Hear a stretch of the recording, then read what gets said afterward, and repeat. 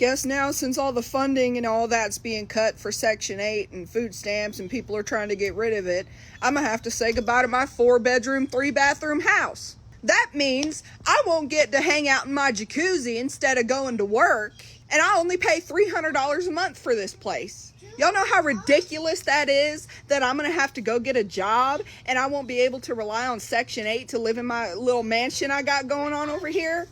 Y'all need to figure it out, because this ain't gonna work for me. This lady just went viral for bragging about her 4-bedroom, 3-bathroom house, paying $300 a month, lounging in a jacuzzi instead of going to work, and now she's panicking because the cuts to food stamps in Section 8 might finally hit her pocket. If you've ever wondered why regular working Americans get heated about this topic, this clip is Exhibit A. Let's get into it.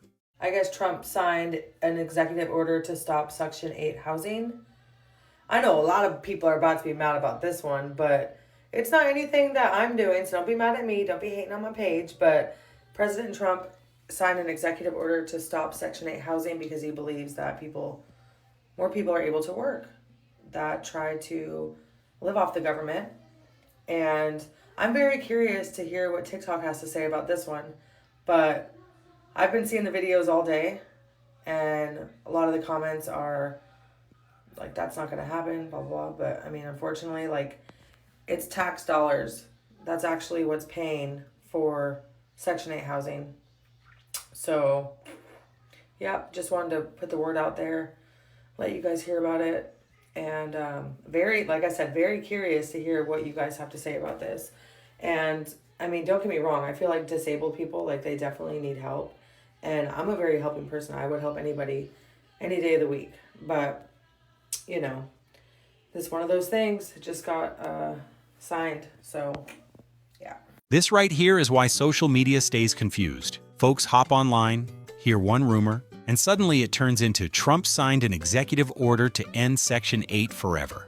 She's delivering it like she's breaking Wall Street news, when she doesn't even sound confident in what she's saying. Listen, executive orders don't magically delete federal housing programs overnight, and anybody who's actually dealt with HUD knows that. They start talking like every able-bodied person is living off the government, while ignoring the millions of workers, seniors, veterans, and single parents who rely on housing support to survive in an economy where rent jumps $400 overnight. Do you think these rumors spread because people genuinely care, or because fear and misinformation are more exciting than the truth? Drop your honest answer in the comments. I'm curious where you stand. Me and my kids have been 5 days without food. 5 days ago, my food stamps were taken from me, stolen from me, with no warning, no warning. Today, I get this food stamp letter from the fucking food stamp office telling me not only am I losing my food stamps, I'm losing my $2,100 in cash benefits that I get every single month to pay my bills. I'm losing my Section 8. My food stamps have now decreased from $4,300 to $19 a month for 6 kids. How the hell am I supposed to feed 6 kids on $19 a freaking month? On top of having to come up with rent, because now I don't have Section 8. Cash benefits, no cash benefits. My $300 utility check that I get every single month, I will no longer be getting. We're going to be left out on the fucking streets.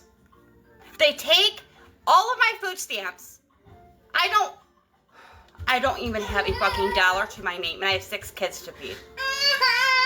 Please tell me, how is this making America great again? Okay, whatever y'all doing, stop. Now, listen to me. This is about to blow you guys' minds. Excuse my French. But did y'all hear about President Trump's decision to end Section 8? Did y'all, hello, for the ones in the back, did y'all hear it? Did you hear it? If you haven't, you better go and, because he's trying to get rid of all the Section 8. No more free rent, okay? All right? Gucci, Louis, all of you guys traveling all around the world and shit because y'all got Section 8 paying your rent. That is It's over. Yeah, it's over. So go get a job, and by the way, I'm hiring. This is exactly what happens when people chase clout before they check facts. They hop on camera, screaming like the world is ending, acting like Trump personally cut the power line to every Section 8 apartment in America. She's mixing panic with luxury brands like people on housing assistance are out here living the influencer lifestyle. And the funniest part? She ends the whole doomsday speech with "I'm hiring," like she just used fear to pitch a job opening. If you're going to warn millions of people about something this serious, at least bring some facts, not just volume. Do you think influencers like this spread panic on purpose for views, or do they genuinely believe the rumors they repeat? Y'all crying now about them food stamps, EBT or whatever you want to call it. But wait until they hit you with them Section 8, okay? Because Section 8 and food stamps is two different beasts, all right? You probably can go to the food pantry with the food stamps and get yourself some food probably for the month or something like that. But let me tell you something. When they shut off that Section 8, that's messing with everybody's money. Not only the people who's received Section 8, but when they don't receive Section 8, they can't pay their landlord. And their landlord have to pay other people. So when you stop paying the landlord, you leave the landlord no other choice but to rent to somebody who can pay the rent. You understand? I know too many people who also have rental property that rent their property out to the government. What's going to happen to them when they can't receive? Some of those people got mortgage to pay. They just only use the opportunity to rent their property out to the government. What's going to happen? When they don't receive their money, they got to pay their mortgage. They wasn't expecting that. And I know a lot of people who's made a life of just buying property and renting it out to the government and having the government to pay them for Section 8. What happens when all of that stops? What can they do? So Section 8 is a whole different beast. So you better hold on to something right now, because let me tell you something. When they start messing with that Section 8, and I understand because I really do believe that people need to divorce these government programs, because you see how is it going? And I understand economics a lot, why they do have to do certain things, because too many people got their hands in the pot, okay? And that's what's messing up the system right now. I understand how it goes, okay? But I'm just saying, when they hit that, when they start on that Section 8, that's going to hurt a lot of people, okay? Not just the recipient, the people who's getting the Section 8, but we're talking about the landlords. We're talking about investors. We're talking about a whole lot of people who's not going to get paid by the government starting January. Think about it. Section 8 isn't just about tenants. It's a whole chain reaction that runs straight through landlords, investors, mortgage banks, neighborhoods, and entire local economies. People laugh about food stamps running out, but when Section 8 checks stop, that's not just a poor people problem. That's landlords missing mortgage payments, rental markets flipping overnight, properties going into foreclosure, and thousands of small investors realizing they built their entire income on a government program that can shut off like a light switch. And she's right. Too many people built their whole life around something that was supposed to be temporary. Now everyone's about to learn the hard truth. When a program this big shakes, everybody feels it. Not just the folks using it, but the people getting paid by it. If Section 8 collapsed tomorrow, who would be hit hardest? The tenants depending on it, or the landlords whose entire income is built around it? And more importantly, why? Drop your take in the comments. I want to see how you see this chain reaction. Trump just announced that everybody who's 40 and under, he about to strip away their Section 8. If you're not on disability, if you're not a veteran, somebody who's been hurt in the service, some of that nature, if you don't have a problem like a mental disability or something like that, he taking you out. This is just what I heard, y'all.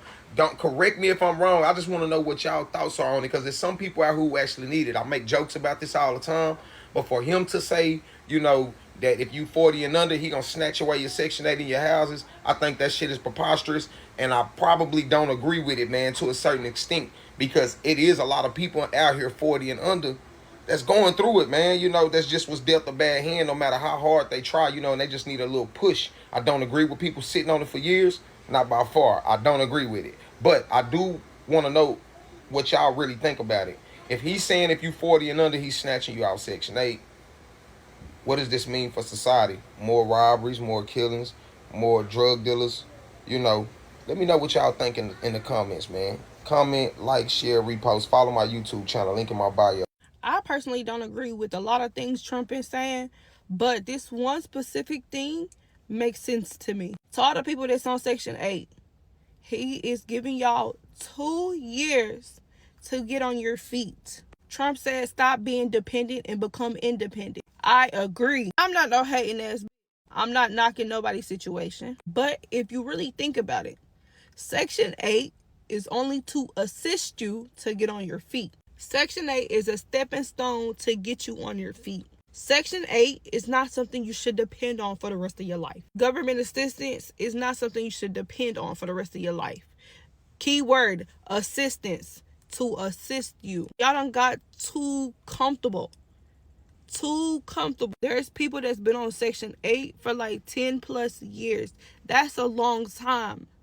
Within that amount of time, you should have a lot of money saved up in your bank account, in your savings account. Y'all too busy buying the newest shoes, buying the hottest cars, trying to keep up with the trend, buying designer purses, buying designer clothes, but you're in public housing. If you can buy designers, you can pay your house rent without assistance.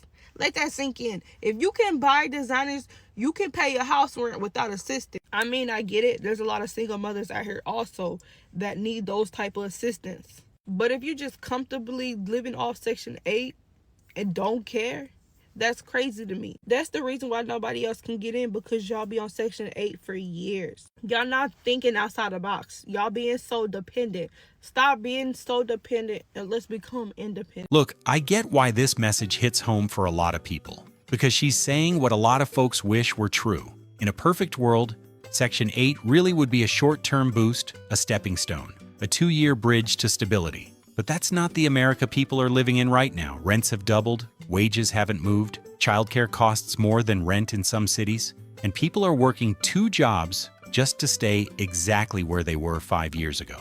And the idea that everyone on Section 8 is out here buying designer bags while paying $30 rent is just social media fantasy. Most families on housing assistance are drowning, not flexing.